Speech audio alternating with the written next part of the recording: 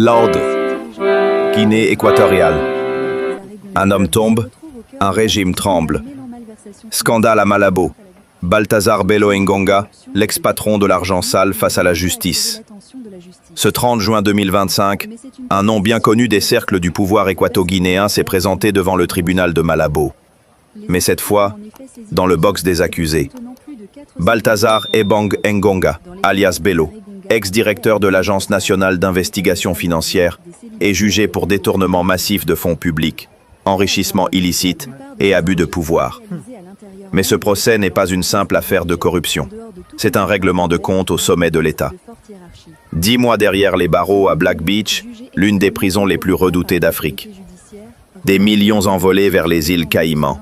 Et en toile de fond, une guerre de succession explosive au sommet du régime Obiang. Une bombe politico-sexuelle qui éclipse le financier. L'affaire aurait pu rester une histoire de gros sous.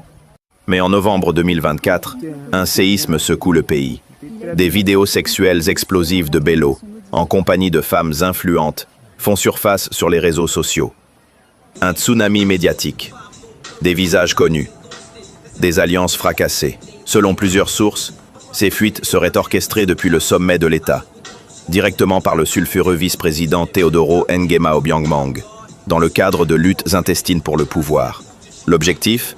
Briser la famille Ngonga, rivale potentielle dans la course à la succession du président vieillissant, Teodoro Obiang Nguema Mbasogo. Intimidation, torture et hospitalisation. Ce procès ne se joue pas seulement dans une salle d'audience.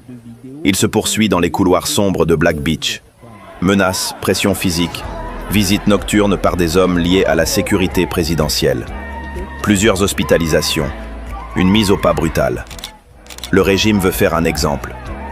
Un procès pour l'histoire ou une pièce de théâtre.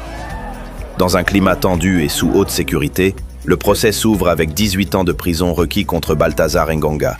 8 ans pour détournement, 6 ans pour abus de pouvoir, 4 ans pour enrichissement illicite. Mais les accusations sexuelles ne figurent même pas dans le dossier officiel. Une omission qui alimente les rumeurs de manipulation politique. Pendant ce temps, les autres hauts fonctionnaires impliqués tombent les uns après les autres. Une purge, une mise en scène, ou la première lueur de justice dans un pays assoiffé de transparence. Un procès qui dépasse les frontières. Ce procès est plus qu'un simple dossier judiciaire. Il expose les tensions, les rivalités, les trahisons, et surtout, les fractures d'un régime à bout de souffle. Les projecteurs sont braqués sur Malabo. Le monde regarde. La Guinée équatoriale joue gros. Sa crédibilité, sa stabilité, et peut-être son avenir.